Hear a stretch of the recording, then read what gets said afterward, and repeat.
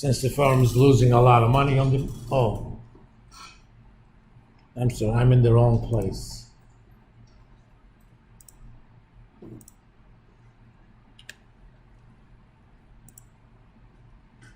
I wasn't going to lose that much money.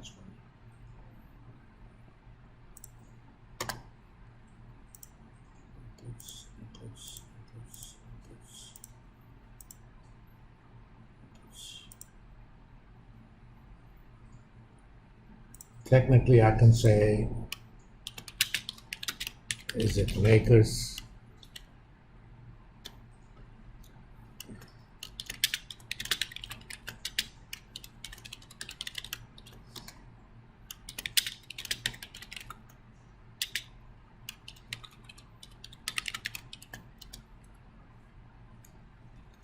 Whenever you build a template, it's always a good idea to make it general enough.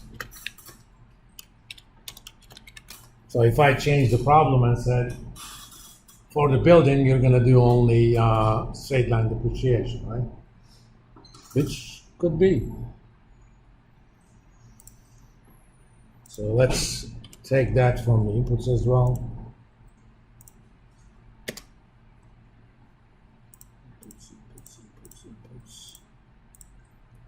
Now you know why I have the color codes. Otherwise, I was going to look, is there something that I should have entered? This way, all the greens are taken care of. And I'm directly reading off.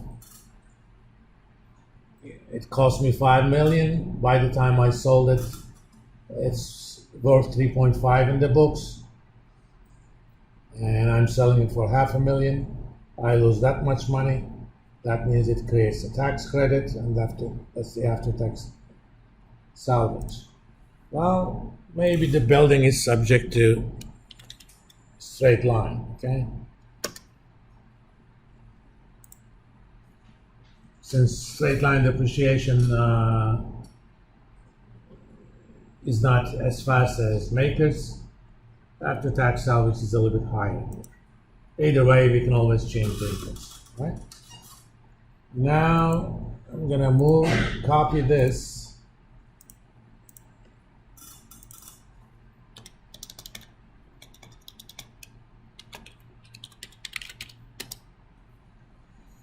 Salvage year and tax rate are the same, so I don't have to change them.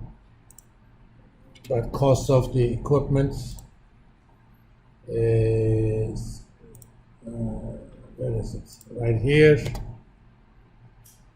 Tax life of the equipment is right here. Is it makers? Yes. Salvage value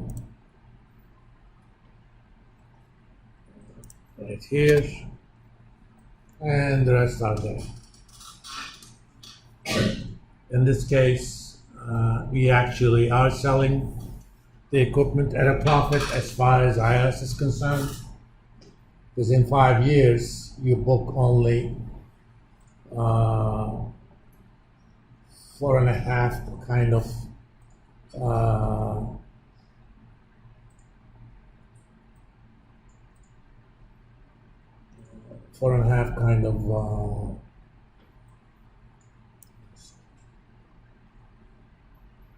no, I'm sorry, you book $19 million worth of depreciation, but you sold it at a profit, you have taxes, that's after tax, it's not that much. The nice thing about that is, for both of them, we know exactly how much depreciation there's going to be in years 1 through 5, right? Now, I'm going to move this to a new sheet, and let's call this income statement.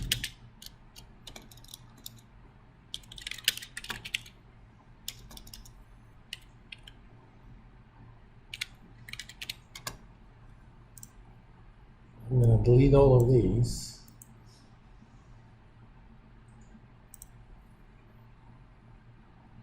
Oh.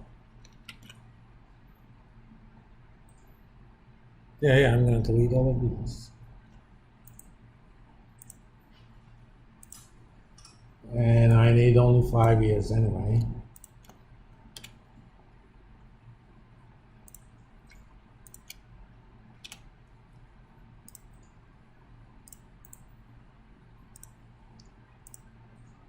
We're going to get the depreciation amounts.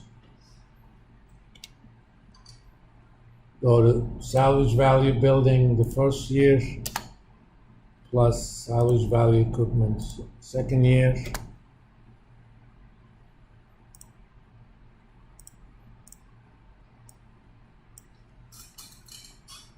Okay, for each of those years, I have my depreciation amount.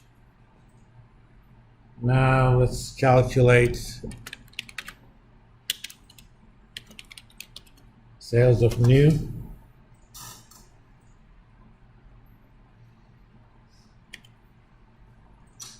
We're gonna do it for the first year first. If you go to inputs, I'm going to sell 1.5 million times 15. Okay.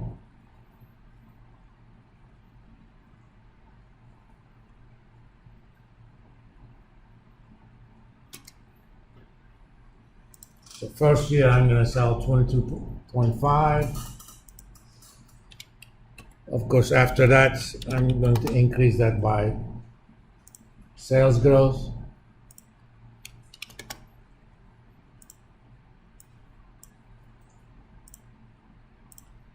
If you don't fix it, that's what happens to you.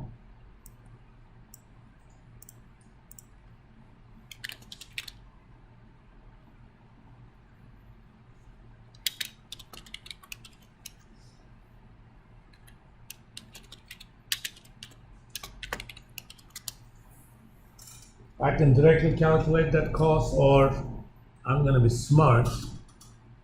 Basically, if I divide this by sales price and multiply it with the costs, I'm going to get what I want.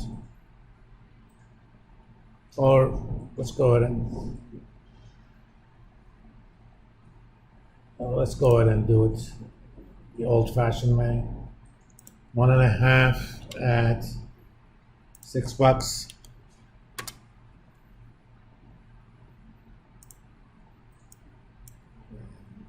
This obviously applies.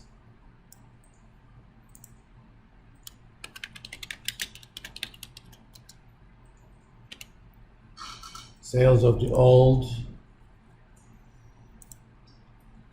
times price of the old.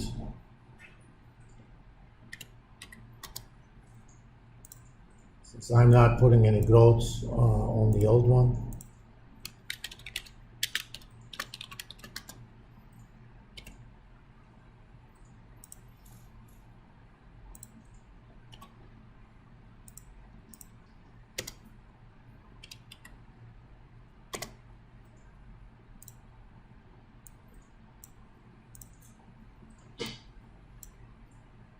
So we get some real estate.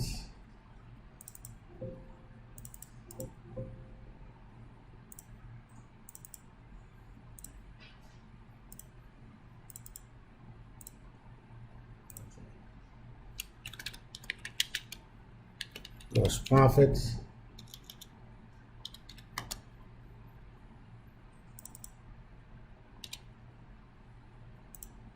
Sales of the new plus sales of the old minus cost of the new minus cost of the old, plus we have fixed annual cost, right? Or minus in this case.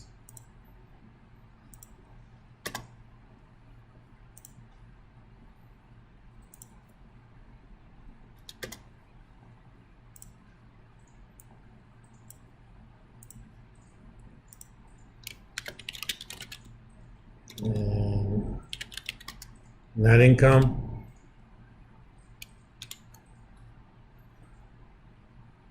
take the gross profit, take depreciation out of that, multiply it with 1 minus the tax rate of the firm.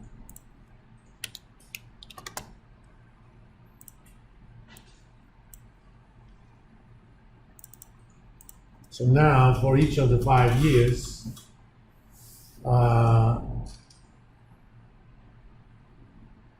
why did this thing move by 2?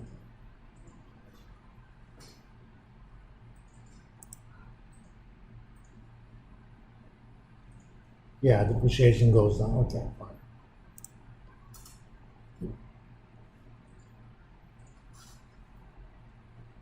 So we got all that taken care of, which means that basically, let me make this a bit smaller. I can calculate the OCF right here, take the net income, add back the depreciation.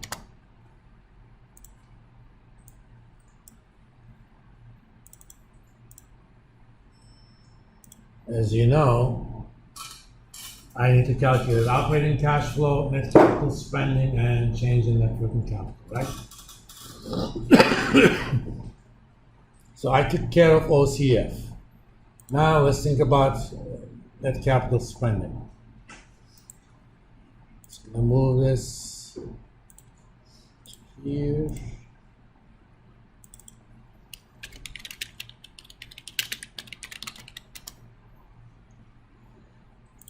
I'm going to also insert a year 0.